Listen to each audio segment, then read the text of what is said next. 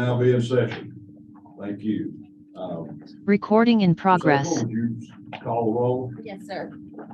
Chairman Roy Reeves, here? Vice Chairman Will Brewer, Here. Commissioner Bill Pointer, Mr. Porter is joining us here. Commissioner Bruce Leggett, Commissioner Neil Anderson, Here. Commissioner Jamie Burr, Here. Commissioner Eddie Glover, Commissioner William Anderson, Here. and Commissioner Joanne Bush. Here.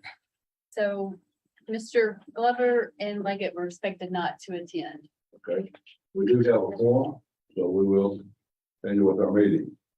You have the minutes that were sent to you, and I think you have a copy of your packet. Do you have any additions or deletions or concerns with the minutes? Not, we entertain a motion. So, got a motion and a second. Anything else? All in favor, aye? Aye. Okay, motion passed. Ready for our business? Mr. Pope? Yes, You're up. all right, thank you, Mr. Chairman. Members of the commission, it's been actually a busy month, because we're going, you think about it, we just met in August, and now here we are in September, but a lot has occurred since that time. One of the biggest things, obviously, was the $280 million that is coming to the Department of Agriculture to Natural Resources Division out of the American Rescue Plan Act, and so that was approved by the state legislature on September. So 10 million of that is to go to the irrigation projects, 5 Divine Leaders. You'll see something a little bit later on the agenda to approve those dollars. And then 270 million is will be used as part of a grant program to fund community water and wastewater projects across the state. So we actually opened up the application period on the 16th. And we're in the process of going out and doing trainings. We're doing 7 trainings across the state to try to help folks better in the application process and all that's involved. That application period will be open until November the 4th. At that time, it'll be us, Department of Health, and the ADMQ will score those proposals. And then our goal is to bring those back to you all at a meeting on December the 2nd. And that wasn't part of our original meetings, but that's kind of where it falls as far as the timeline, so that we can present those for your approval and then get the funds distributed out. We'll talk about that just a little bit later, if that's a good day for everyone, or if it needs to be something. That's the earliest. Okay. Yes, sir. And then my team, last week, we were at the Arkansas River Compact Commission meeting. It was a good meeting. It's a once a year meeting, where the team from Arkansas and the team from Oklahoma can get together and talk about water quality, in the tributaries, mostly the Illinois River in Northwest Arkansas. Commissioner is very familiar with that in that area. But good meeting. We're still trending down as far as the amount of nutrients going into some of those tributaries that flow into Oklahoma. We did have a couple of action items that came out of that. One, this is more on the water quantity side, but because of the drought, Oklahoma is supposed to send a certain amount of water into Arkansas, down the Arkansas River, but because of drought, there was very little flow in the Arkansas River. So we've got some gauges that we need to look at. And then on top of that, with all the federal dollars that are coming down, it's a great opportunity to do a multi-state project. So out of our environmental committee, we recommended that both the states, Arkansas and Oklahoma, work together on a multi-state project. Make a comment. This is a great example of how problems can be resolved. There were issues from Northwest Arkansas on nutrients being polluting water that was causing problems for Oklahoma. There were problems for Arkansas, Oklahoma not giving the water, was holding up some water needed.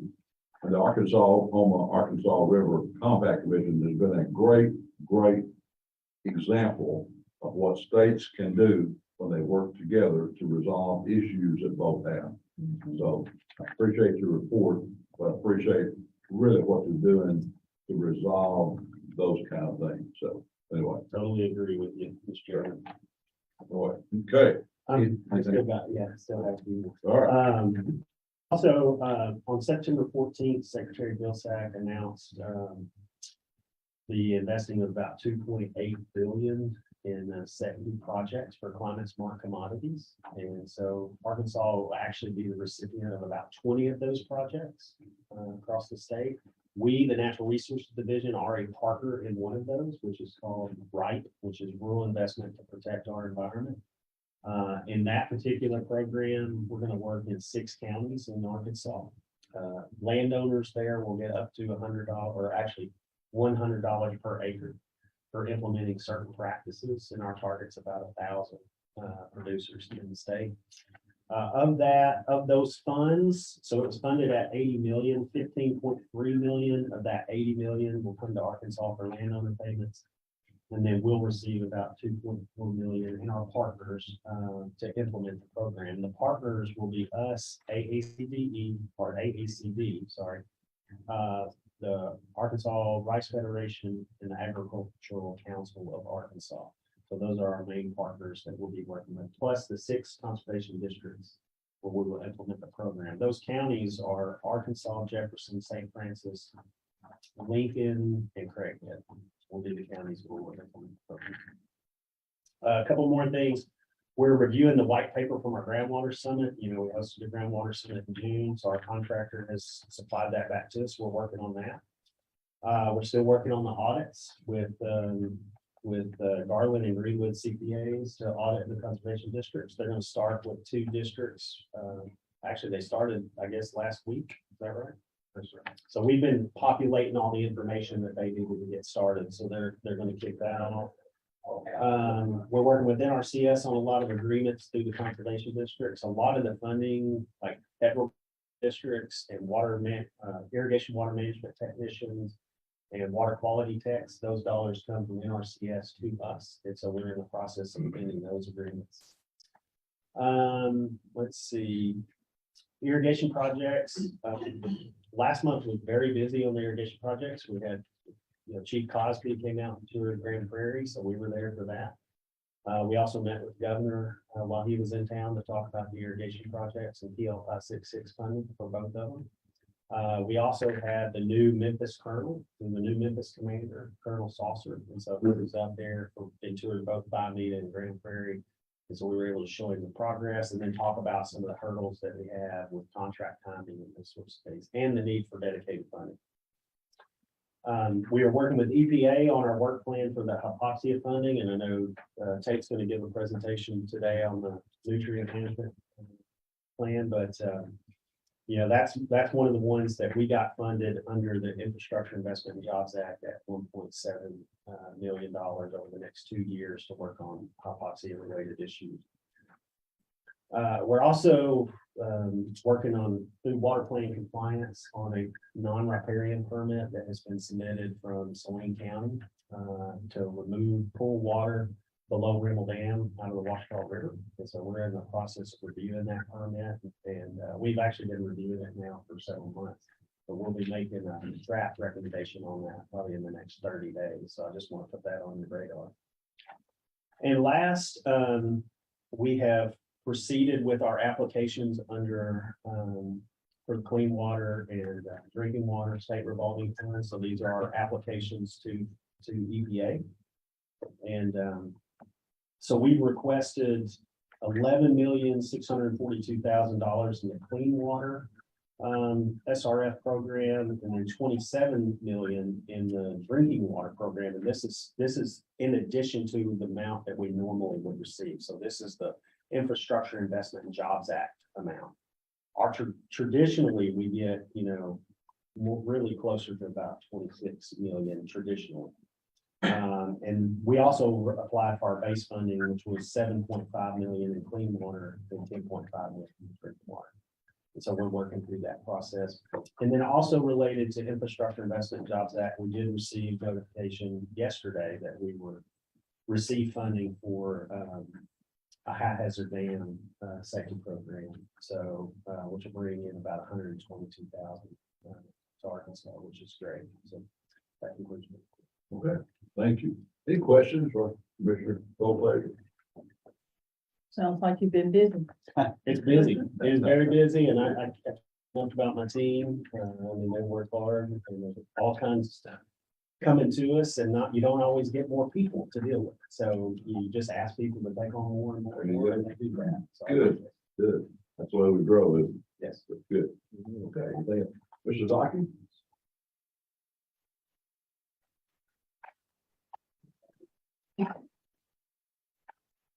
Thank you, Mr. Chairman. Good morning, members. The financial report for month ending August 31, 2022. Water Development Fund. Total resources provided total $172,540. Disbursements total $470,763. One new obligations to report. For this report, an increase in the divisions, to the division state matching of the small disadvantage committee program in the amount of $433,980. With no de-obligations to report, this means $5,300,091.52 available for future water development projects. On the water sewer solid waste, total resources, total $382,069.29. All for repayments. No new obligations to report this period.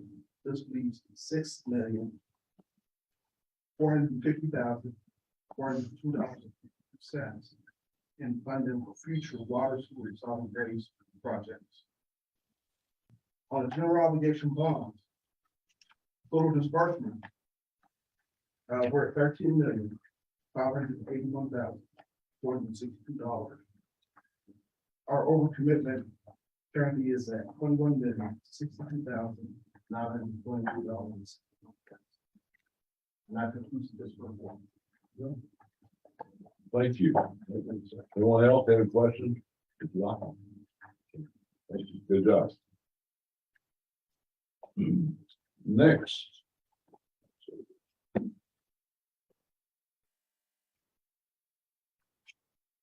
Todd, let's talk. Sorry about that.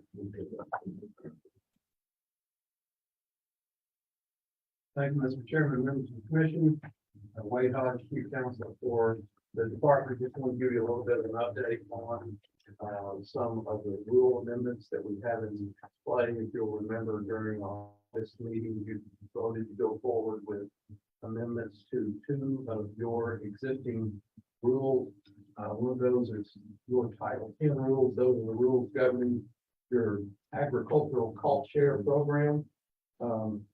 And currently, under that rule, the landowner project cap is at $2,500 annually or $7,500 for a 3-year cycle. The proposal is to increase that to $5,000 annually or $15,000 for a 3-year cycle. And the reason we wanted to increase that is because of the low participation in that program. Over the last 10 years, only 11 of 75 conservation districts have participated in that. So you voted to go forward with that increase to see if we could get some increased participation in the program.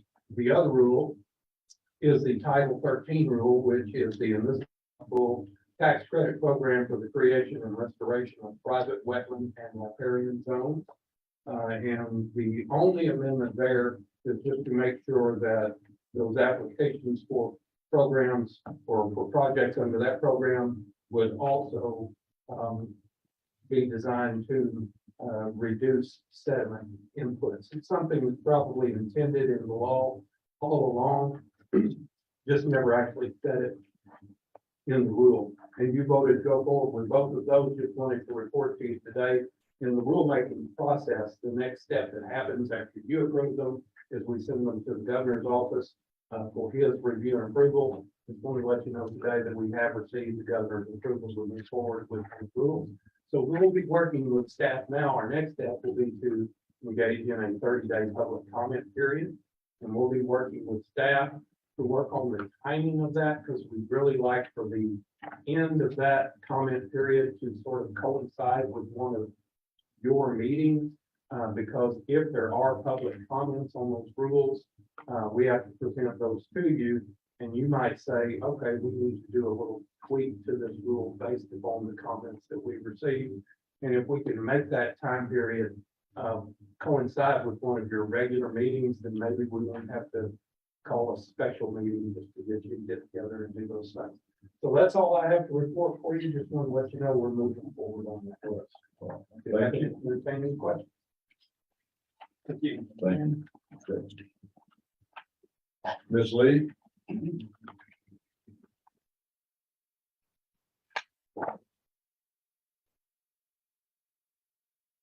Thank you, Mr. Chairman. I would like to submit the following appointments and reappointments for approval to their conservation district boards. For appointment, you should receive those bios or given in your packets for your review. From Lafayette, we have Stephen Allen for the term of April 1st, 2022 to March 31st, 2023. From Prairie County, Stan Perleski for the term of October 1st, 2022 to September 30th, 2025. For reappointments from Johnson, for all reappointments, all their term is going to run from October 1st, 2022 to September 30th, 2025. From Johnson County, we have Robert Kimbrough. From Johnson, we have Jason James. From Lafayette, we have Billy McGrinnett. From Washita County, we have Alan Russell, and from Pike County, we have Billy Maroon.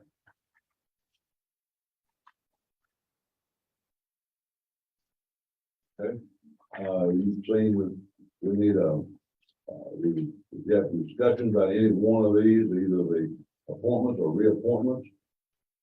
If not, we entertain a motion to approve as presented. Motion and second. On favor, aye? Aye. That motion passes. Thank you. Nutrient reduction strategy. Wentz? Thank you,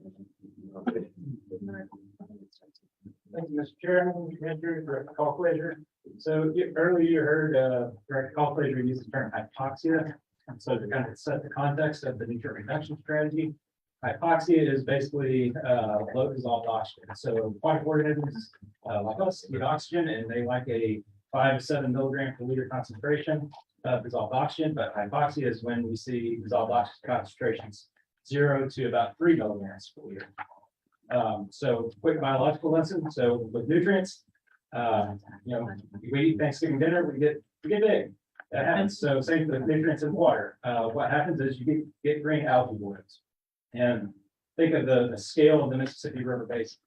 All of this goes down to the Gulf of Mexico bearing nutrients. We see large scale algal blooms.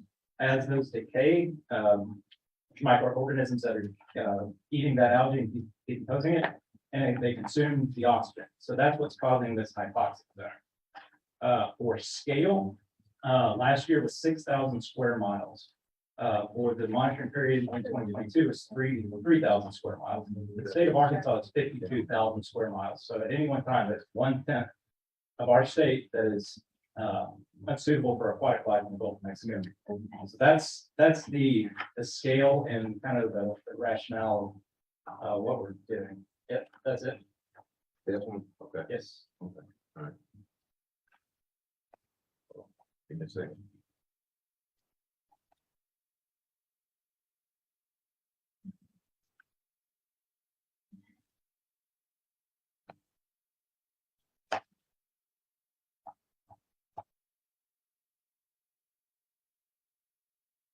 So, while the presentation's coming up, so there's really two goals, or what is really being the action items that have come forward from this hypoxia zone. Is 1997, the states formed with EPA, NOAA, is the Gulf Hypoxia Task Force. So the Natural Resource Division has a task member and coordinating committee members on this task force. So the real driving action. So real quick, The hypoxic zone, again, the deeper orange and reds, that's generally 0 to 2 milligrams per liter. But the task force came forward and set goals moving forward. And the first goal is to reduce the size of that hypoxic zone, 2,000 square miles by 2025, by 2035, I'm sorry. The second major goal is for the states to develop strategies to address nutrient loss. And that's really what we're, going to give you an update on. The nutrient loss leaving the state of the Mississippi River Basin. So to develop strategies, how are we going to address nutrient loss? So in Arkansas, we call it the Arkansas Nutrient Reduction Strategy. Our first strategy was put forth in 2014, but it was a starting point, and we recognized it had some limitations. So what we really wanted to do moving forward were to address these limitations moving forward. And I wanted to stress that this is a voluntary, non-regulatory document to just basically address conservation practices on how we're going to work with agricultural producers for this in general, work on reducing nutrient issues in Arkansas. But really, the big things that we wanted to address were a clearly defined goal and where are we going to work. So that's kind of what I want to touch on moving forward for what we worked to update. Again, where are we going to work? Identify those watersheds that we need to work and address those nutrients. And then the part that is regulatory is working with Arkansas Energy and Environment's Division of Environmental Quality that has the state National Pollution Discharge Elimination System, NPDES permits. That is the point source aspect. So we do work with them and they provide updates on how they're going to address the point source side of things. With NRD, we have the non-point source program. That's where a bulk of the nutrient issues are coming from. And so that's what we're trying to address. So the defined nutrient focused watersheds, again, we're looking at total nitrogen, total phosphorus, and we're looking at trends. So this is empirical data that the state has collected, and we're looking at within those watersheds where we can track basically inflection points and change through time to say that's where we need to be working. So again, we're trying to focus in on areas we have a lot of data, identify areas where we need more data, and then identify basically watersheds that, based off the trends that show nutrient concentrations are staying stable through time. So basically what we're trying to say is where do we need to focus our limited resources to have the biggest impact? And really we're limiting our funds to 319 to tier 1 and tier 2 watersheds. So this is the kind of take on where are we working? So the deep orange are tier 1s. It's the Illinois Bull Shoals, Middle Fork White, here in Central Arkansas, Lake Powell, Water Move, Lower Arkansas, Monell, Vita, and Lane E. But again, we're also, and these are, again, where the data that we've collected in the state showing that we have the most need for nutrient reduction. The lighter orange, the peach color are tier 2, needs more focus. Basically, we have limited water quality monitoring data, but the data we do have indicates we need to be doing more work on those.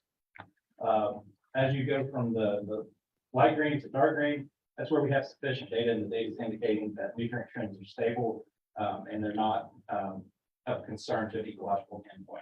And that's really what's driving a lot of this concentration in those watersheds are either turning upward or would have an ecological endpoint of concern.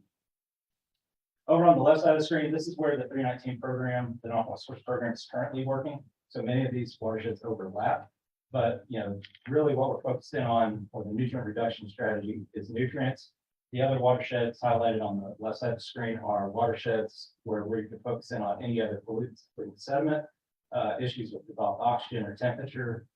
Those are primarily what we focus in on in the non-point source program.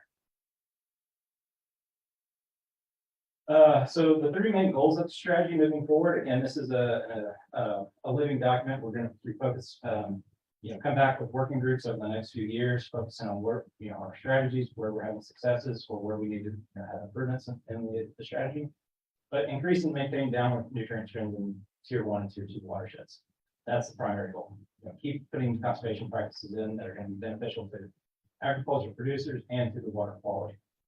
Then, identify where we need to be putting monitoring stations in those tier 2 watersheds. So that's something we're actively doing, working with energy and environment to identify those water bodies and how we can leverage all of our resources to increase water quality monitoring to understand nutrient trends across these watersheds.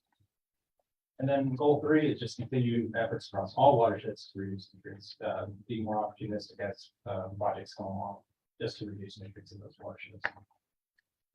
So what are we doing As Director Colclater said, mentioned that the BIL does have a line item for the adult hypoxia program. This is a new federal program working with 12 states along the Mississippi and Chapelwater River Basin. EPA received $60 million to fund projects over the next 5 years.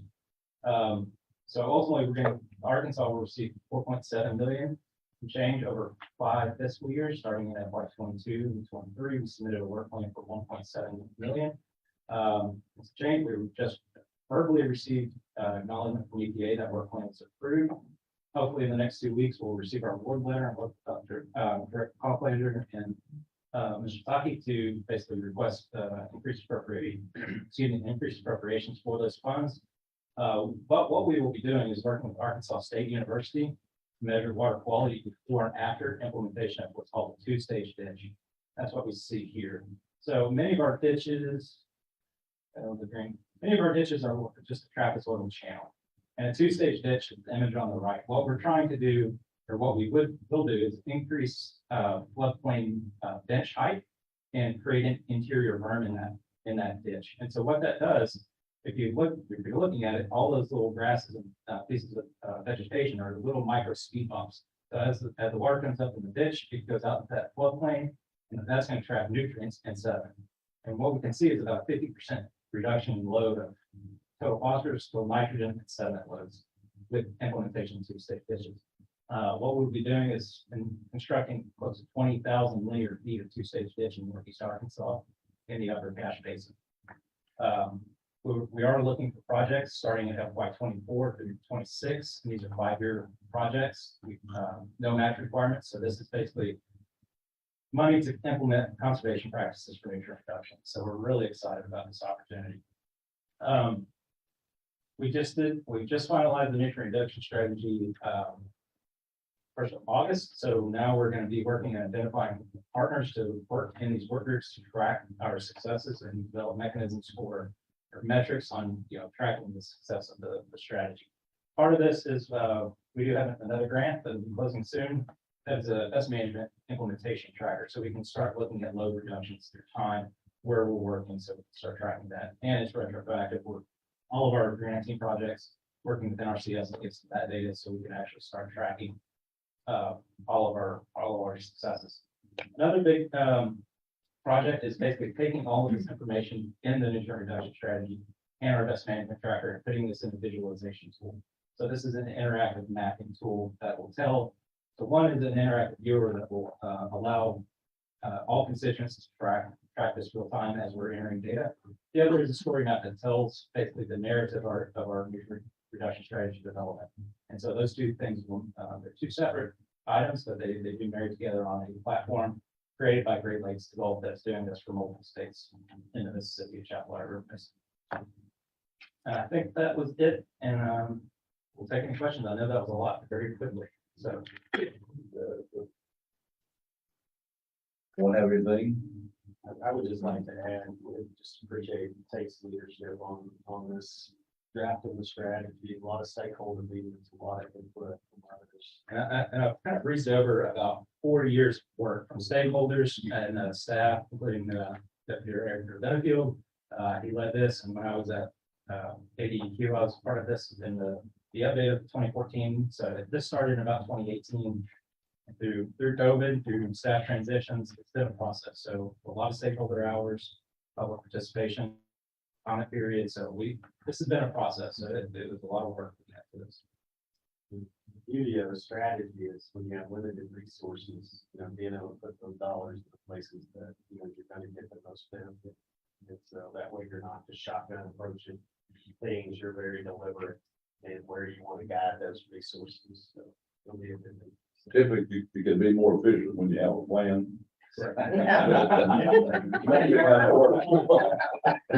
Yeah. Good, thank you. Thank you. You bet. Okay. Good.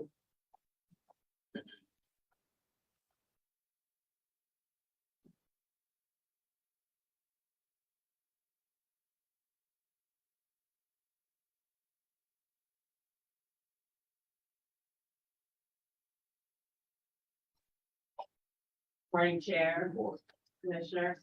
I'm going to talk to you today about our floodplain management and safety program. We are a relatively lean staff. When fully staffed, we have 7 members, but we have a significant, I like to think we have a significant impact on reducing flood risk of the people and property in the state of Arkansas. I'm with Montague. I am the engineer supervisor for floodplain management and dam safety. And I'm going to start this discussion by talking about the floodplain management group. We have a 3-tiered program. The program focuses on technical support to the communities throughout Arkansas. We also provide state-of-the-art, up-to-date flood risk data analysis, communicating not only to the techie engineers, but also to the homeowner that's looking to improve their property or to the business owner who's looking to expand. And we also deal with mitigation and recovery, helping those who have been impacted by flood, and also proactively looking at what we can do to reduce risk to our friends, our neighbors, our communities. If we start with the technical support, we can look at it. If we start with technical support, well, that program is supported through FEMA. In fact, all of our programs are supported through FEMA, specifically through what we call the CAP-SAFE program. If you know FEMA, you know they love their acronyms. So CAP-SAFE is Community Assistance Program, State Supported Services Element. That is why we call it CAP-SAFE. And it is also held in conjunction with the National Flood Insurance Program. We don't have insurance, even though we're with the NFIP. Instead, the NFIP is, if you consider it a handshake agreement. It's an agreement between FEMA and the local communities in the state of Arkansas that FEMA will provide access to relatively low-cost flood insurance and increased mitigation funding, hazard minimization funding in exchange for the local communities using their local knowledge, their understanding of the flood risk at a community level to reduce flood risk and protect property and people from flood damage. Currently, there are 426 communities participating in the program. This includes 64 counties, and when we say counties participate, that means that they are looking at development in the unincorporated portion of the community, and 362 towns and cities. My staff of less than 7 right now, because we're not fully staffed, we've answered more than 2,500 calls and emails for general technical assistance. That's on an annual basis. That's how much, we're working to interact with the community. Our staff is a very outward facing group, if you will. So we're talking to them. We're talking to the county judges. We're talking to the local floodplain administrators, the developers, the engineers. They'll have questions. What can we do? What are we required to do to reduce flood risk?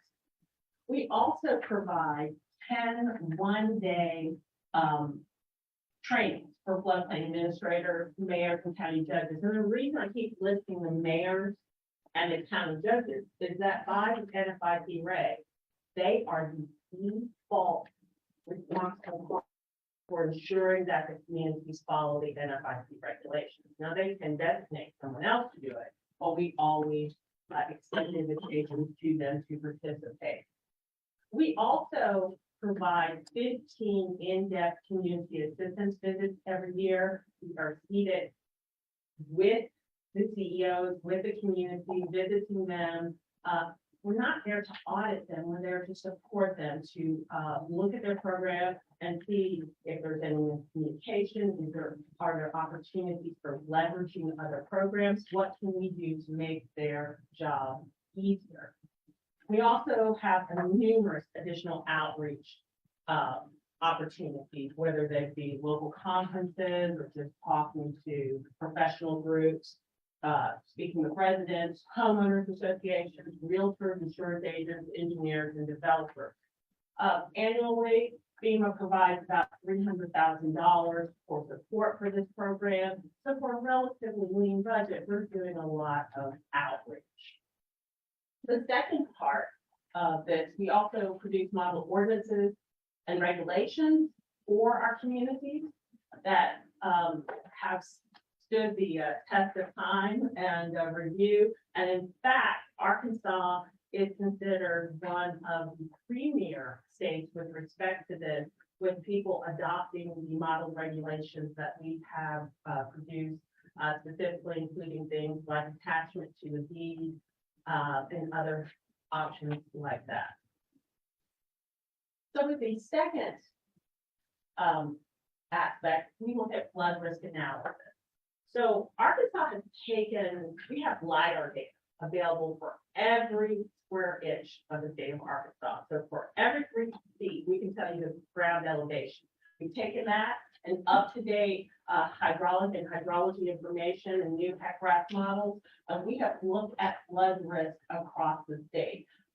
This is funded through FEMA's Risk Map program, and we receive approximately $700,000 a year for this program. So what I like about it is that if you've ever looked at a flood map or you had to fill out a floodplain development permit application, someone will say, oh, well, you're in a zone AE and you have to build your home at 1,121.1 feet. That means nothing. That does not convey the actual risk. So through this program, we're looking for innovative ways to actually communicate the risk in a granular, visual manner so that you can actually understand it and have that conversation. One of the communities, Van Buren County, specifically the town of Clinton, they have these old maps, a lot of Arkansas. Some of Arkansas, we have no flood maps. And significant number, about 40% of Arkansas has paper maps. So this is from the town of Clinton on the left-hand side, and that is their map. And if you look at the map from 1981, which is what they're supposed to use their development, you will see that it's gray. So basically, all of that is subject to development regulations associated with floodplain. We've gone in with the support of Mayor McCormick and the county judge, and we have conducted flood risk data study, and you can see that it takes into account the improvements along 65, which actually have reduced the flood risk in that community. And this is something that they can use to guide development and have a better understanding of what the flood risk is. It's also searchable. I don't have to look at a map and try to figure out where that building is in respect to the floodplain. We also see that the map on the right is for Forest City. It's actually a paper map. And if you look at this map, you'll see right at the very top, you see a little tiny blue area. According to FEMA, this 1978 map, that shows the entire flood risk in this section of Forest City.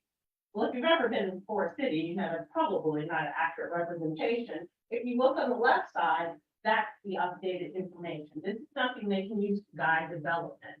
And the different colors indicate the different depth of flooding. We also use this to have this discussion with developers and homeowners. This is considered a current map with NFIP. This is in Lonoke County from 2006. All this tells the ones that are in a floodplain. It doesn't give them any other guidance or understanding of their risk. But with our new data, the heat map, the deeper the color tells you that's where the deeper water is. So you can decide where on that parcel I want to be. And in fact, we produced a report that you can go to someone instead of saying you have to be at 259.1 feet above sea level, you can say, hey, during that regulated flood, we're expecting more than 5 feet of water. And during that extra large event, almost 5.5 feet. And I like to call that the Monopoly House of Doom. but, you know, it's a very granular thing that you can look at and have a better understanding of what the flood risk is. And it really helps and opens that conversation. And then you can take that 259.1 and use that in your floodplain development permit to set the permit conditions when you're talking to developers. The last thing we do in floodplain management is mitigation and recovery. Currently, we are using the pass-through program with flood mitigation assistance. Currently, we are managing approximately $3.5 million. We are opening every year. We take applications for new projects. And right now, FEMA has $800 million available through that program. I'd like Arkansas to grab as much as it can, you know? And in that, about up to 60 million is for what they call capacity and capability building activity, which is really looking at scoping activities. How can I deal with drainage? Are there any storm drain modifications I can make or realignment of stream systems? Or can I even consider putting in wetlands and things such as that? There's approximately 340 million or up to 340 million for the next phase. So once you've scoped it, once you have everything, once you're ready to kick the dirt, to move the dirt, then you can come back and you can take that scoped plan and you can use it to actually implement the project. Currently, we have a $3 million project that is being implemented in Pulaski County, which is a regional detention facility, which will protect more than 300 housing units. Getting away from the community side, we also have what are generally the ones we're more familiar with, the individual flood mitigation projects, and it follows the acronym FRED because we're still a FEMA.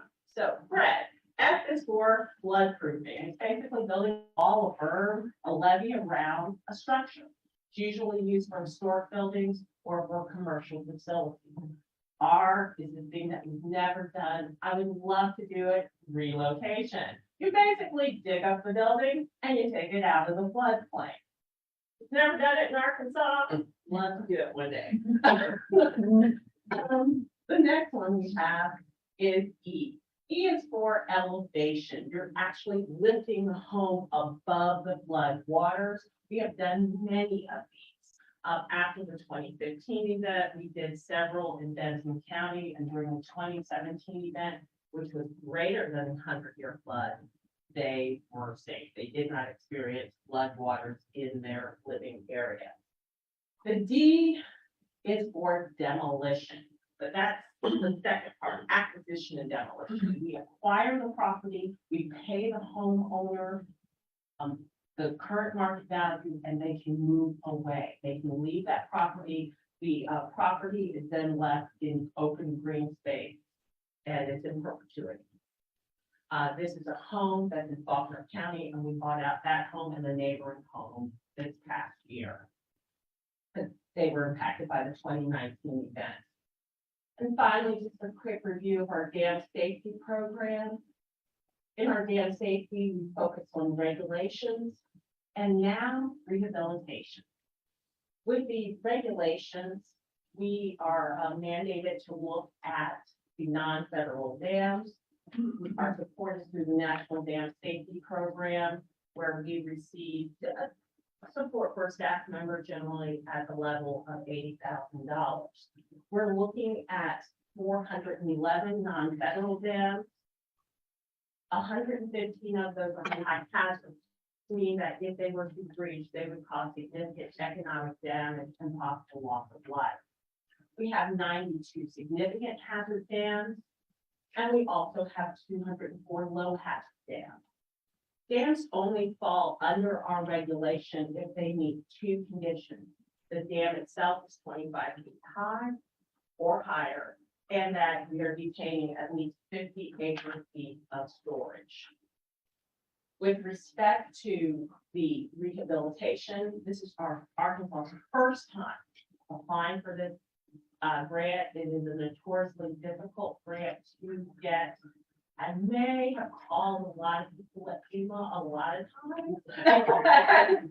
shown up in offices, and I'm proud to say that yesterday we were notified that we did receive an award for $125,000, which will leverage $300,000 on the community. The purpose of this is to look at our high hazard dams that are in very poor condition, similar to our levees that we see. That's where people want to have these in good conditions, but they don't have the fiscal ability to do it. We're looking at this, the money is going to be used in support of investigations of needed repairs.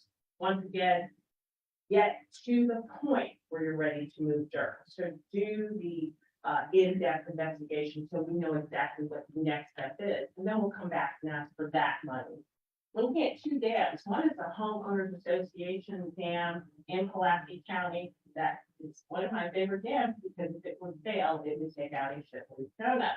So this is something we definitely want to take care of. And the second dam is one associated with the drinking water reservoir in Logan County.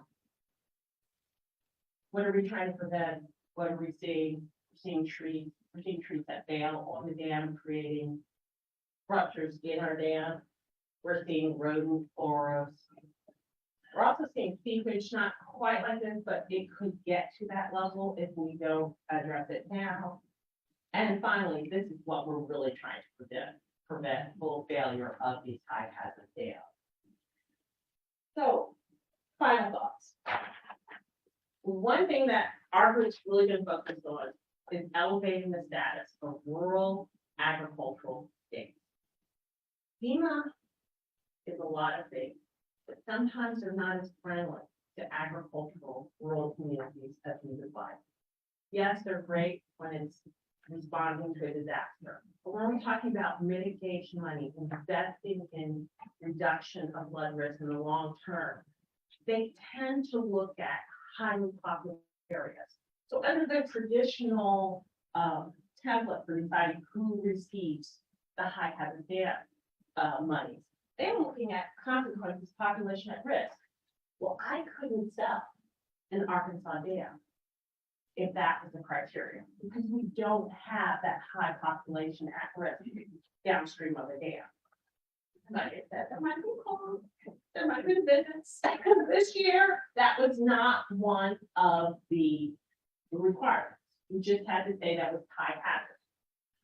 Another thing that they look at, they tend to look at industrial and economic impact. So highly industrialized, that's what they look at when they're looking at their benefit cost analysis. And I'm saying to them, no. What about agricultural production? What about when you are destroying a community, destroying their pathway to get in and out of the community? That is just as significant an impact as if I'm destroying the Silicon Valley manufacturing plant. You know, so incorporating that. So now they're doing social vulnerability index, which is both good and bad for Arkansas. It's good because a lot of our counties count as being socially vulnerable. It's bad because lots of our counties count as being socially vulnerable. Here's Calhoun County, looking at it, the higher the score, the less you have to participate in the cost share. So a cost share can drop from 25% to 0%. If your SBI, your social vulnerability index is high. Calhoun County, what I do like is it steps away the tendency to think, oh, they're looking at ethnicity and maybe poverty level. But it's incorporating a lot of other things, which is good for Calhoun County, because from the ethnicity standpoint, they score high. They're not socially vulnerable, but they have a lot of households with single parent homes. They have a lot of households that have people older than 65 or younger than 21. All of that comes into play, which gives them a high social vulnerability index. And if you look at Arkansas as a whole, this means that there's a lot of opportunity to get this team of money, except in Cleveland County, which apparently is doing pretty well from a social vulnerability index. So we want to go away from seeing things like this from the 2019 to actually implementing these flood risk reductions, both from a dam safety and floodplain management. so that we can end up seeing more of our small towns recovering and being attractive to development and to our youth and young people who are moving away, so that they're revitalizing our downtown area, that we're seeing the regrowth of these areas and the economic upturn, and that we're having places that are now becoming destinations for not only people within Arkansas, but without. With that, I'll take any questions. Thank you for a most interesting presentation. Thank you. And I certainly appreciate your effort to get FEMA to dumb down some of these for 6 students like me. Also, interested to see, I saw dam safety, I didn't know if that was a noun or an adjective.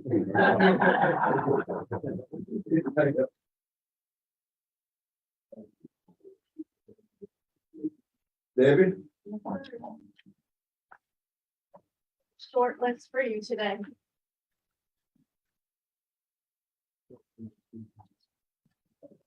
Big numbers for this. I didn't say small numbers.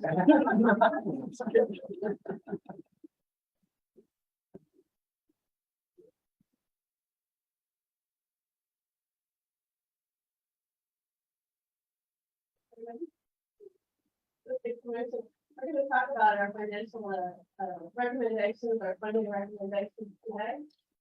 And first up, we're gonna talk about this very small project in the Beaver Water District. And we're recommending $125,686,167 in a loan out of our drinking water state revolving fund. And they're gonna install the Western Corridor pipeline. It's just a little project. Yeah. Here's the breakdown of their cost.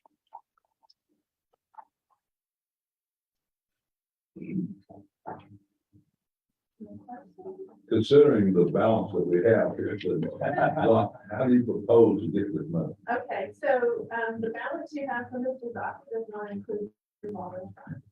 We have just over, $70 million cash in the drinking water state revolving fund today. We anticipate that we will leverage that program and issue bonds in the next year to 2 years. This is not the only large project we foresee down there. We do get repayment every month. We're averaging around 5 million a month in repayments. So we won't necessarily have to leverage, the full 125 million. And I'm assuming you take into consideration what the Federal Reserve is doing in raising the discount rate 3/4 point each meeting. So what, And if you put this off a year, the rate's gonna be very high. so we actually have the opportunity through the state revolving funds that we can borrow directly from the Fed at the Fed rate. Okay. And then we're required through the state revolving funds to offer a below market rate to our borrowers. That's why we did subsidize funds from the federal government. So when we get to the point where we actually are looking at, which should be in the next 6 months, we're going to start talking about when to leverage, how to leverage. And we'll look at all of our opportunities at that time. We will have a financial advisor that works with state revolving funds to help us through that process as well. And Mr. Chairman, I'll add that this is different than our general obligation bond program. When's the last time we struck with leverage against We our have paid actual? off our leverage bonds last year, so it's probably been 15 years since we leveraged the state revolving funds. So this is something that we haven't done a lot of, and it's a new opportunity for us, but with the sheer cost of some of these projects, it's something that we feel like we need to do. I agree. Is leverage that particular program. I don't think anyone disagrees with the project, in an area of the state that's growing so rapidly, they have to have water. And so I don't think anyone agrees with it. I just want to know how we're gonna make the numbers match. Yeah. There you go. We also have the opportunity or the option that we can transfer funds between the clean water and the drink water program, borrow between them to cover any cash requirements, cash flow requirements, until we can get bonds in place should we need those. So we're working very closely with the Beaver Water District to ensure that the cash flow requirements, they don't anticipate drawing money next week. So we're working with them to make sure that we know when they need the cash, so that we'll be in place to have cash available for them. One other question that was some of discussing earlier, I noticed on this one and on the other applications, right, there was no fee. Is this a early Christmas present or? So on the state revolving fund, the fee is a part of the lending rate. So 1% of our lending rate on the state revolving fund is the fee. So this one in particular, off the top of my head, is 2.55% lending rate. So there would be, that'd be 1% fee, 1.55% interest. How long is that pipeline?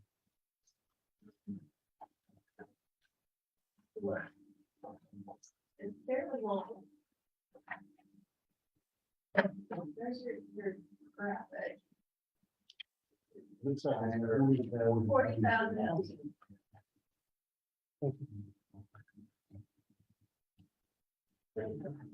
60. That's a big pop. That's a big one. It's one of the things about that amazes me about Northwest Arkansas is they have to build for who's coming. And so a lot of our communities, we're working what they have, or they've lost population, but they're trying to build from what's coming there. When you have a rate of growth, they have, you can't, you've got to look ahead. They're at roughly, I think it's 1,000 people a month. Yes. That's the last estimates, about 32 people a day. And they have to, the population up there will double by 2040. Okay, other questions? Cover all these are. that include. Next, we have the Berkshire Water Users Association in Johnson County. We're recommending a loan of $50.5 million as a drinking water state revolving fund. And this is to upgrade their water system. So they're going to be in the project across the entire system. Here's our cost breakdown: 2.1 in construction, 100,000 in contingency, 150 for engineering, 85,000 for engineering inspection, 15,000 for the preliminary engineering report, and 15,000 for legal.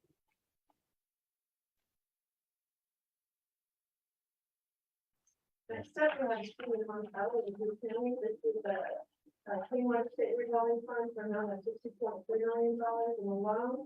And this is to relocate the Main Street sewer system. It is ancient pipe as well, but they're also relocating it out of the roadway.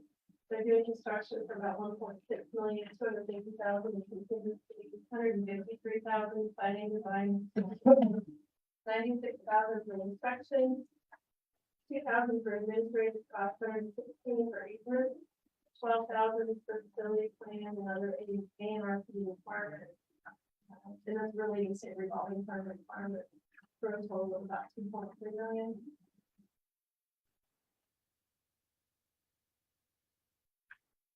So that's the end of our traditional project. Yes, and we'll take that, we need to, we'll vote on that, and then for these other two, they'll different. Yes. I'm gonna accept that. Okay, Second. got a motion second, all in favor? Aye. Okay. Motion. Okay, so next up, we have the very first of our American Recovery Plan Act funds. The LLC approved the other day. So we're recommending a $5 million grant, and they approved it for the Biometer Irrigation Water Distribution District out of Orange County. They're doing 10 pumping stations, or up to 10 pumping stations in phase 1A of the Biometer Basin project. I didn't get a detailed cost breakdown, but we were told it would be all for construction, or construction related costs. Okay. Next up, we have the White River Regional Irrigation Project. Again, we're Recovery Plan Act funds and now up to $5 million in the grant. And this is to construct 5 county road crossings over a 10-mile canal segment that's currently under construction at the moment. And again, $5 million, we were sure that we could all go for construction related costs. All, I think everyone's aware that this is in the bill, that was been passed. And we're doing this because the money will flow through us as a purpose for our approval. That's something that's already been done. I know that we've got some people that are involved here. Jamie's on I'm a water irrigation. Okay. Neil will. Neil will. Okay, their interest is so noted. So I don't think that's an issue at all. It's already been vetted by so many other sources that I don't think that's an issue at all. But appreciate you making that known. Okay. I think it'd be in order for us to approve these, just because the money's flowing through it. Don't know of anything, we don't have it's really not an option. This is really, just keeping everything clear. So, And I'll add, when the working group submitted their recommendation and asked for funds, we asked specifically, 5 million for Bond and 5 million for Grand Prairie, and that was in the documents that came out of the steering committee recommendation to the legislature. It says, how much for water, how much for wastewater, and the 2 irrigation projects are listed separately. been approved by the steering committee, the legislature, and the governor's office. So ours is pretty quite short. We'll entertain a motion. I make a motion. Motion, second, all in favor, aye? Aye. Oh, carry. Okay, I have one more for you, and this is a difficult funding for the small and disadvantaged community program, and I'm recommending a grant up to $436,900 as a water development fund. And this is to meet the state match requirements for the federal funds. If you look here on the screen, with this additional federal fund, the state match, we've got a 61% ratio for federal fund, 39% for state match, to give us a total of 1.8. We're utilizing those funds, the 1.7 over a 7-year period to do studies around the state for potential regionalization or managerial regionalization of small water systems to determine if they're having compliance issues. There has to be at least one small system in the region that's having compliance issues. So we went into that region and to study to see what the best long-term solution for the region is, not for the individual systems, but for the region. And it doesn't necessarily mean connecting pipe or losing a water system, but what could we do to help them be a long-term sustainable system for the entire area? We've got, I think, 13 regions around the state and up to 13 systems in each region. And then we completed a $111,000 line extension project for one area in Africa. So that would be the total use of those funds. Mhm. all right. Move to accept that. We have a motion, second, all in favor, aye? Aye. Okay. Right, thank you, David. Good. NRCS. Roger.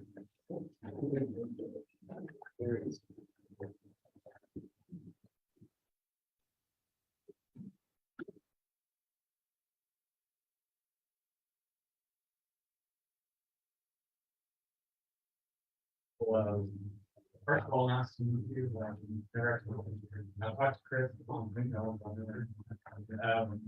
I'm Roger Cousins. I'm the acting state conservation partnerships, and I'll be filling for Indianapolis. She'll be acting state conservation in Oklahoma for 3 months, and our state conservation council in Oklahoma.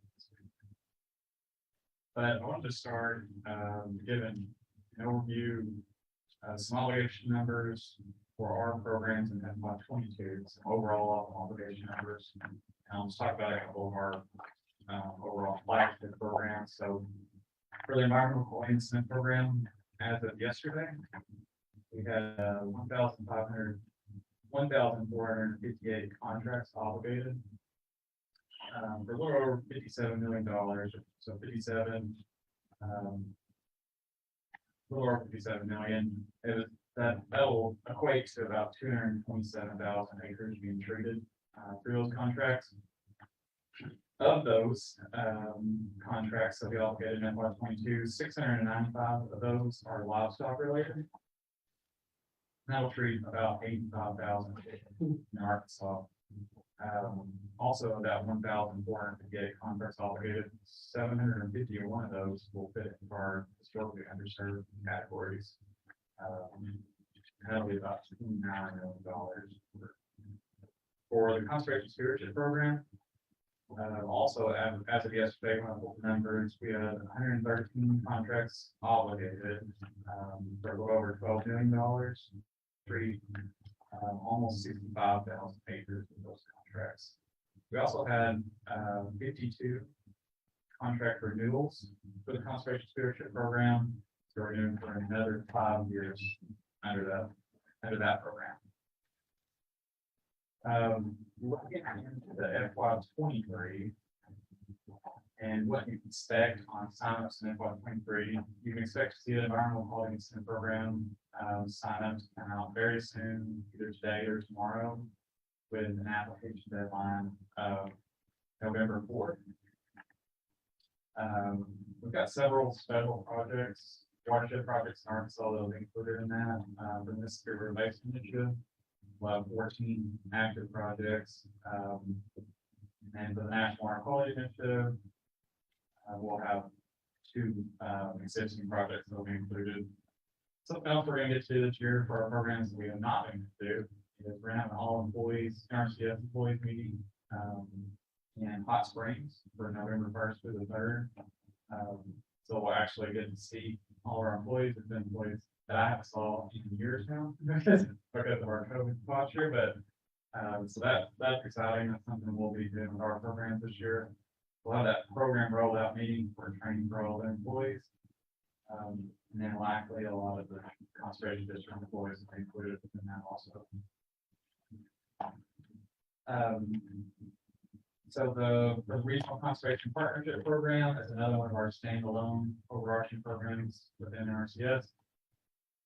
Those signups will come later on this year for FY 23, and then also for the Conservation Stewardship Program, see those at later time. But that environmental quality incentive program will come here very soon, if not today or tomorrow. That will be announced.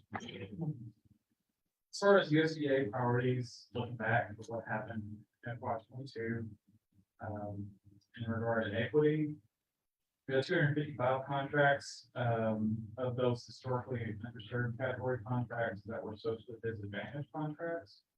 Those programs met that category under that designation. And that was, not to about $10.5 million. We also had 612 contracts under the beginning farmer category for about $23 million. The outreach equity inclusion subcommittee was also formed, and had some meetings in FY 22. Also, for climate smart agriculture and forestry practices, you'll see that wording a lot right now in USDA terminology, and that climate smart wording. There are certain practices that are deemed climate smart practices. Just to highlight a few of those, it's numbers for FY 22. For nutrient management, we contracts with about 61,370 acres for prescribed grazing, rotational grazing is another word for it, 65,346 acres. And then cover crop, 139,257 acres. Something in the realm of climate smart that's already been mentioned, that Chris mentioned earlier, was the Rural Investment Protect Our Environment Partnership, that program. That's just one of them. Chris has already talked about that today. Just to highlight a different one. And there are several that are something involved in. A lot of these are really high dollar projects, that through commodity credit, that's where the money's coming from. USA Rice was awarded $80 million. The secretary was here recently announcing that project also. That project, a lot of these projects have some carbon credit wording to them along with the climate smart wording. For example, on this project will build climate smart routes market, work to reduce methane emissions, in rice production through the adoption of alternating drying, fertile irrigation, and other smart practices, and support historically underserved areas by improving critical infrastructure necessary to implement climate smart practices in the future. So that is going to build upon a lot of the climate smart activities we've been doing already with this additional project. We don't have a lot of details on those projects right now, as far as what NRCS involvement is going to be. As the money comes down from headquarters, we'll get more details soon as far as what NRCS state level involvement is going to be. We know there's going to be some environmental requirements associated with that NRCS is being involved with. So we should see some more details on that soon. But as of right now, we really don't have that many details to share on it. Really, that's what it's going to look like for the state from our federal perspective. In regard to our urban alternative cropping priority within the USDA, we had 87 high tunnel houses for those alternative cropping situations, and often in urban settings that was obligated through the environmental quality incentive program in FY 22. We only had 3 of those in FY 21, so that was an improvement with that within that priority. We also had a couple regional conservation partnership projects that were recently funded. 2 new ones. One of them was the Green Watershed Alliance. That project, the Eagle Creek Watershed Initiative in Madison and Washington counties. And that'll be a new project for FY 23. Also, Jackson Limited had submitted a whole state proposal in Mississippi and Arkansas, requesting $2 million. And that project was funded at the national level. Louisiana will be the lead state on that project, and but in Arkansas will focus on southeastern counties. So that'll be conjunction water management project in South Fall. Just to highlight some agreement activities, some of which directly involve NRD. So through our competitive process for cooperative agreements at the state level, we obligated $7,026,794 for FY 22. That's 29 separate agreements, 22 of which are with conservation districts. And for conservation technical assistance, with landowners and counties. And so these agreements are really a great value to our owners, yes, to provide that additional on-farm technical assistance and in the offices and oftentimes in the state workload. Also in Sebastian County, there's 2 technical assistants there was a technical assistant proper agreement with an urban technician. And then in Cracker County, there was 2 wetland research technicians, 3 cooperative agreements. Another thing I wanted to highlight was the conservation district memorandum of agreements, and that recent activity, and those supporting agreements that we're working on now. So Arkansas NRCS agreement staff has been working on completing these unfunded cooperative agreements that pair with the memorandum of agreement that the district signed last year. And so what these are is they're unfunded cooperative agreements that'll be the legal instrument for NRCS to use to share things of value with all the conservation districts. And so that's in progress now. We have all the status right now of that. We have all those templates out to all the conservation districts. And that's been sent out to our grants and agreements department, and we'll get that back. So nothing's been signed at this point by any district chairs, but the status of that. And just one last thing that the state conservation committee mentioned was how it watched the documentary film Dirt online. For anyone that's not watched that,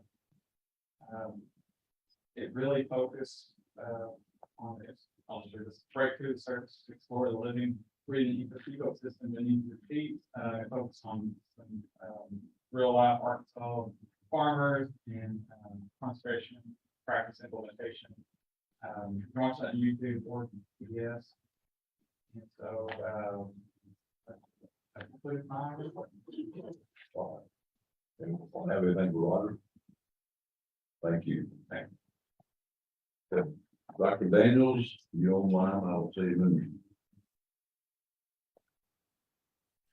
Yes, I'm at home today and opened the door to let my dogs out because they were barking. But thank you for this opportunity again this morning. I'm excited to be able to talk to you. I first want to start off by saying, give my appreciation and respect to the Tate Wentz and his group and Chris on the nutrient reduction strategy. I think we have greatly improved our state's nutrient reduction strategy from a previous effort. And I think that's very important. I would like to give you an update on Discovery Farms. One of the things that has developed since the last time is that we have entered into an informal partnership right now, but very exciting partnership in Discovery Farms with the University of Arkansas Pine Bluff. We are working to on both sides. UAPB is working and the Division of Agriculture is working on grant funding. We want to take the University of Arkansas Pine Bluff farm located on their campus and make it into a Discovery Farm Educational Center. We got a request earlier this summer from Lighthouse Academy, a charter school. They wanted to bring 250 students to one of our Discovery Farms to tour and see what was going on. And logistically, we had one farm shop on the farm with one bathroom. You can understand the problems it creates for the farmer, for us to host groups that big. And so we think that with Dr. McGowan, came to us and he has offered us to partnership with them on their farm, that this could become a great place to do education and workforce development in terms of day camps, school field trips, and other things. So we got a proposal due next week that we're hoping to get some funding for that. So we're excited about that. Second thing is I wanted to announce that on February 15th and 16th out at Ferndale at our 4-H Center, we will be hosting our first ever annual Discovery Farm Conference. And this is really an opportunity for our Discovery farmers to get up and tell their story. And then we'll also have other speakers to supplement with some of the science. We have started the development of a new forestry and wildlife farm. Discovery Farms has always been about agriculture, but we really feel like we're leaving out a big part of the state, the non-industrial private forested landowner. And so we've got a cooperator, Mr. Dan Rowe from Washita County, is willing to open up his farm for us to do things like we do on agricultural farms. So we're excited about that. I think one of the things that's come out from one of our Discovery Farms down in southeastern Arkansas that's related to climate change is that over the last few years of monitoring, we have seen big losses of potassium from our fields, and up to 45% of the potassium that we put on as fertilizer. I'm not saying that's the potassium we're losing, but that we're losing the equivalent of that. It would be enough for the next year's cotton crop.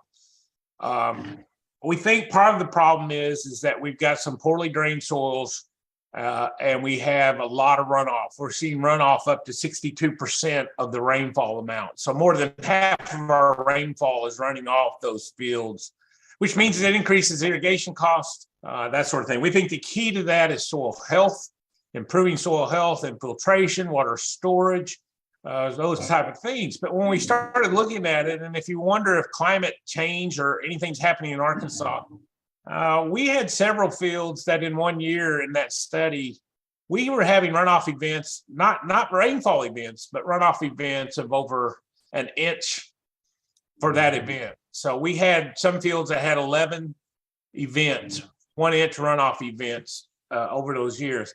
And you think about our groundwater situation in eastern Arkansas, if we could just hold on half of that rainwater that we're losing, that might save us an irrigation or two. and may help us from depleting our groundwater quite as quickly. So I think soil health is something we have to think about in terms of not just soil health, but also what it means in terms of water conservation and irrigation. We did have, we are just like everybody else. I think you heard Chris talk about climate change and climate adaptation. We're probably not going to get the same money that the state is going to get, but we're looking for our scraps to do research and education with. And so we're certainly gotten some funding from NRCS. We're going after some funding from the USDA Climate Hub. We were on one of the climate commodity partnership grants with Mississippi State. And so we are planning to put together, and I will be looking for a climate adaptation program associate to help us develop and deliver a climate change program to landowners. With that, I have one other thing. I participate in a lot of regional projects with other universities. And one of the ones that we do is we got a grant from EPA called Farmer to Farmer Education.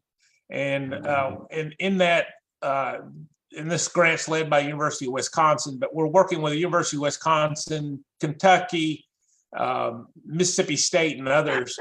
But we have developed a website to help farmers that want to submit short videos and things to tell their stories. But it's called One Good Idea Farm.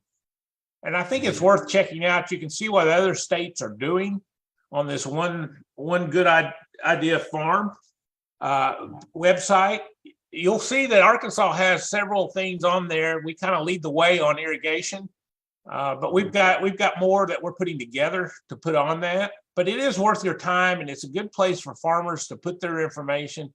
And I always learn something by looking at what farmers from other states are doing. Maybe it doesn't seem to pertain to us, but maybe it reinforces why we do what we do sometimes. So I'd really encourage you to think about visiting that website. And if you have anything that you want to submit to it, contact me and we'll submit it. Now, it doesn't automatically mean it goes up there. That site, we decided to have an editorial board. So if it's submitted, it will be assigned to one of our editors, which we have several here in Arkansas to review.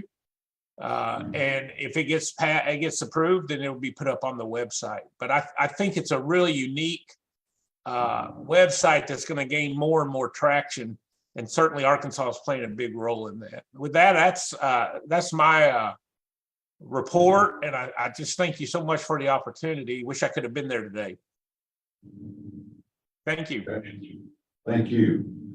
Anyone else have anything for Dr. Daniels? Or anything else before we go to Jerry Line Clark? Okay. Mr. Clark? Yes, I'm here. Can you hear me? Yes, sir. All right. I appreciate the opportunity to speak with y'all this morning. I apologize for not being able to be there in person. We are still in rice harvest and getting ready to start here in just a little bit. So that's what we're going to get started on. I got a few things I'll report on AACD, some of the activities we've been doing. I did want to touch a little bit on our annual meeting again. I do appreciate the commission for letting us host the meeting in conjunction with your meetings. And we thought it was a very good attended meeting. We had over 340 in attendance, I think, had several positive comments about it.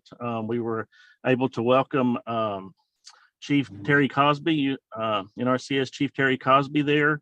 We also had some director training, of course, that y'all are aware of that we did during the meeting. Let's see.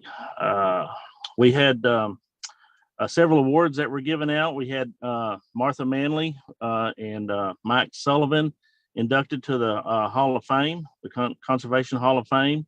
Other award winners we had was Miller County received the district award, and Erica Langora was the NRCS for outstanding professionalism. Some of the other activities that AACD has been involved with, we worked with NRCS on some training at the Vine Center out west of Little Rock. We had 35 participants in the training on it, and it went very well, I think. It's already been mentioned this morning about the RIPE grant that's been approved. Arkansas being one of the states that's been approved with that grant.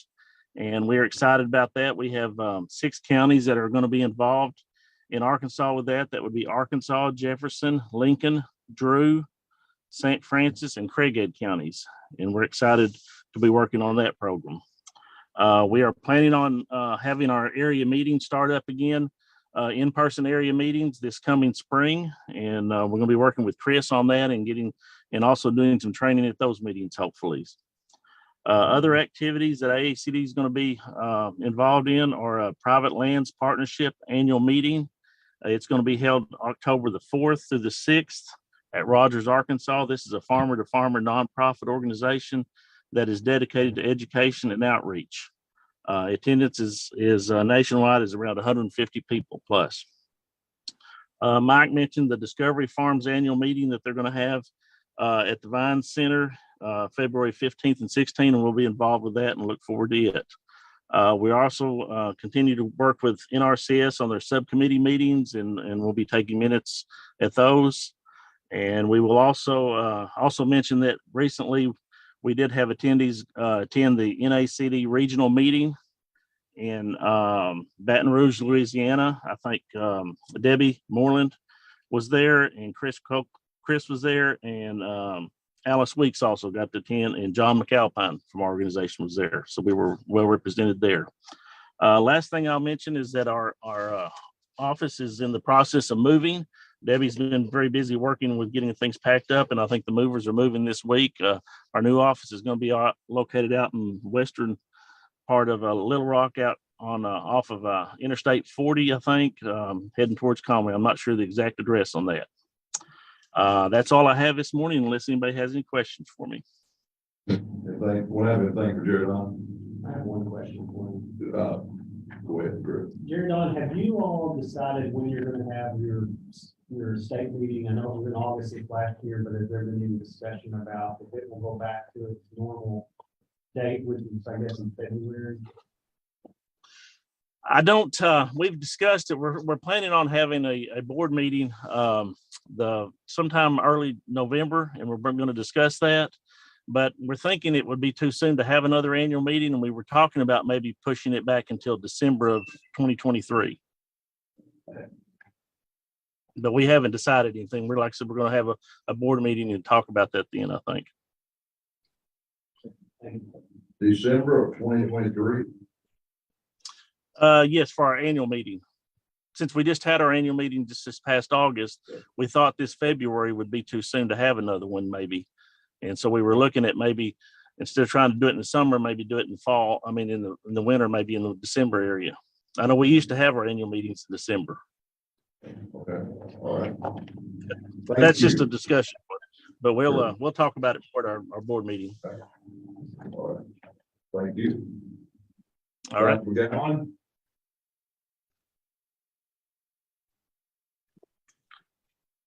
Thank you, Mr. Chair. And good morning, Director Colclasure, commissioners, and invited guests. I hope you can hear me clearly. Yes, sir. Yes. I want to thank you for giving me the opportunity once again to share this report on behalf of the University of Arkansas at Pine Bluff. This year, the School of Agriculture, Fisheries, and Human Sciences, our charge has been keep moving strong. And before I get started, I want to just caution Mike on something he said about letting his dogs out. Mike, you need to be careful. You're in Razorback country. but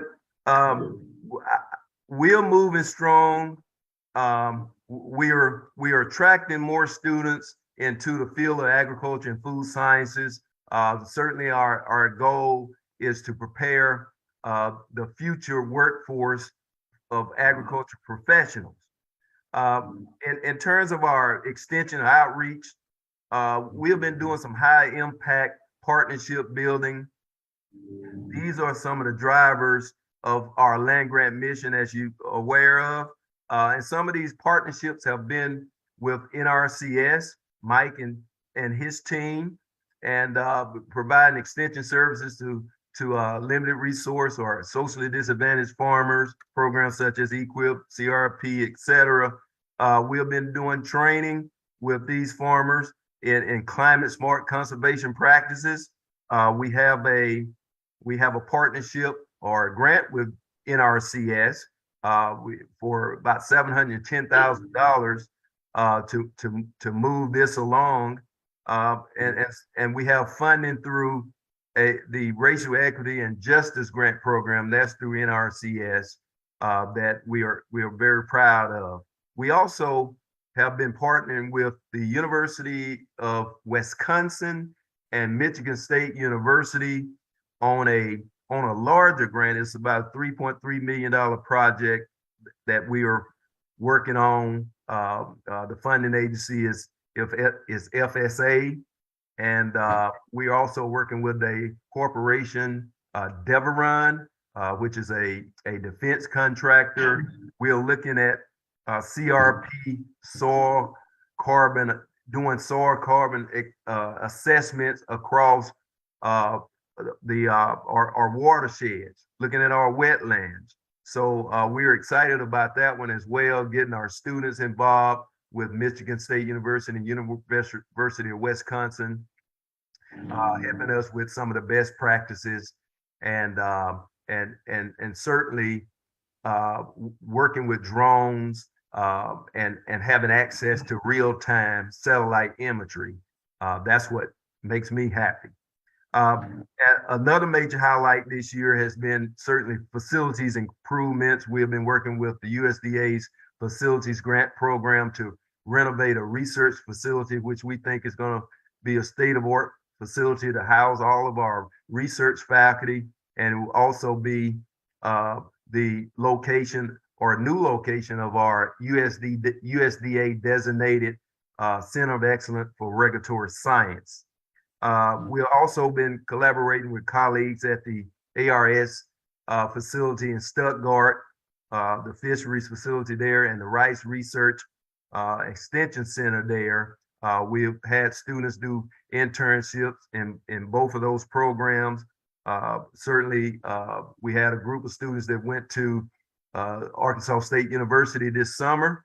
They switched from being Golden Lions to I'm not sure what Arkansas State University, what their mascot is, but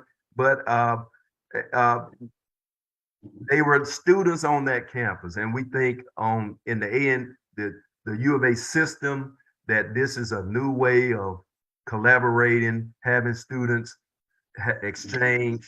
exchanges on different campus sites, as well as different USDA facilities.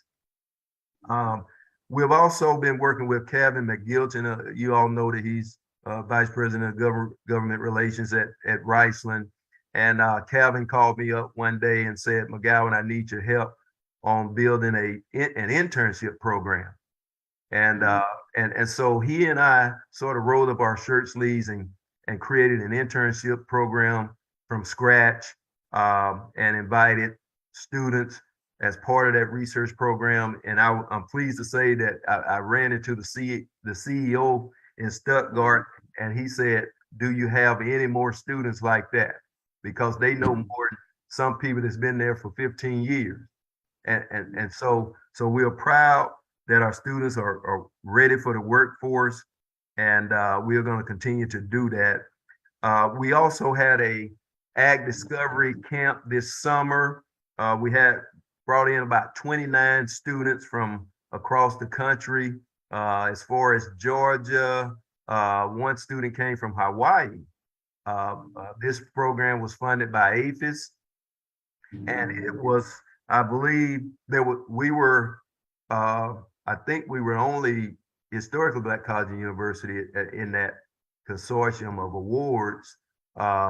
It was just 15 awards across the country that were funded, and we were one of them representing the state of Arkansas. So we are amazed and proud that we can deliver that service for APHIS.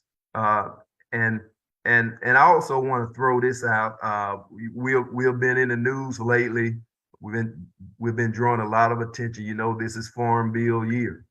And we've been drawing a lot of attention in terms of what we bring to the table in terms of Farm Bill represent the U of A system and the state of Arkansas. And we've had recent campus visit from Senator Bozeman and his staff, as well as last week. I feel worn out, but last week we entertained the USDA Equity Commission. The Deputy Secretary of Agriculture, Dr. Jewel Bruno, was there. We spent some time with her 3 days on campus last week. And so we've been quite busy. Last but not least, I go back to my friend Mike Daniels. And Mike has already expressed what we have been doing in terms of partnering on the Ag Discovery Farm Learning Center initiative. And so we have already partnered on 2 proposals. And so we're like hungry Razorbacks. You know, we are going after, we're doing everything, picking up all the crumbs, whatever it takes to make Arkansas better. And so I leave you with those newsworthy stories. I thank you again for the opportunity. Thank you. Thank you very much for that good report. Mr. Chairman, could I say one thing? You may. It's been my pleasure to work with Dr. McGowan. He invited Debbie Moreland and myself down to go visit the farm and talk with partnerships. And he's really provided a lot of leadership to this concept of a dedicated Discovery Farm Educational Center. And I just wanted to publicly commend him for that. Well, thank you. Thank you for sharing that. Anything else? Okay, that concludes our reports. Some other commission business we need to discuss. One, our next meeting is November the 16th. The 8th is scheduled to be the 16th. As was mentioned earlier, we would, instead of meeting on the 16th, what would you think about having on December the 2nd? Because we will have on December the 2nd to approve the applications for funding under the American Rescue, instead of having a meeting on the 16th and come back 2 weeks later and the 2nd. If you look at your calendars and see if anyone has a problem with meeting, I think that's a Friday. It is a Friday. It is a Friday. Good.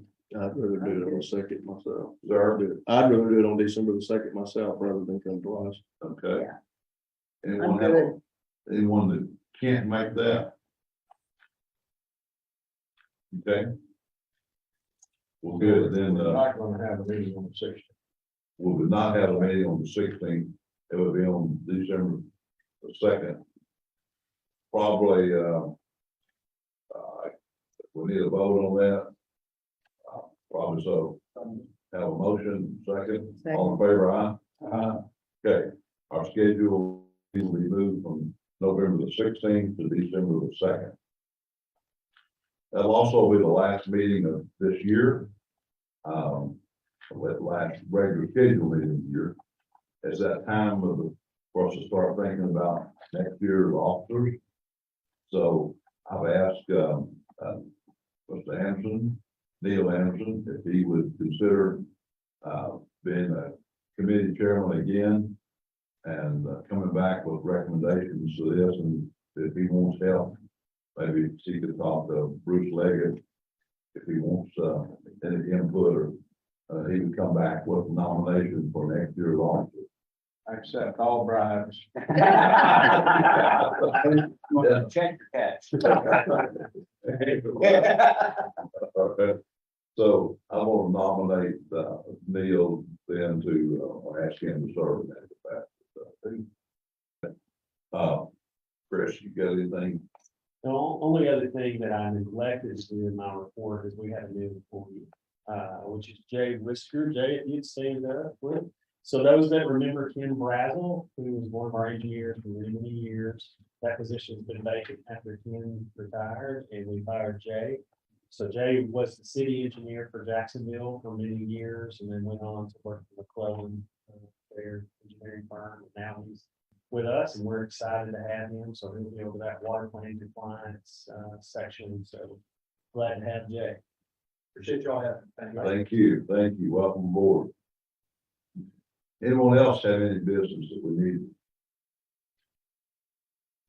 I would just like to say, Chris, I've had a couple of cities to call me and what I could answer, I did, and what I can't, I'm just asking them to call the office here. Is that right? Yeah, is this stuff in American Rescue? Yes. And we're, we're gonna have those application assistance meetings.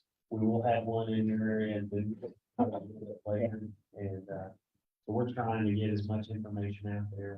In fact, Ryan will be doing 2 different trainings tomorrow at the facility, and one of those will be taped, and so that they can get that information out. But it's trying to get the information out and answer the questions on. Everybody's excited about it, and so it's going to be a great opportunity for a lot of communities to get some grant dollars, 100% grant dollars. Anything from our audience? Anyone have any pressing thoughts or comments you want to share? Well, thank you for coming and being a part. With that, we are.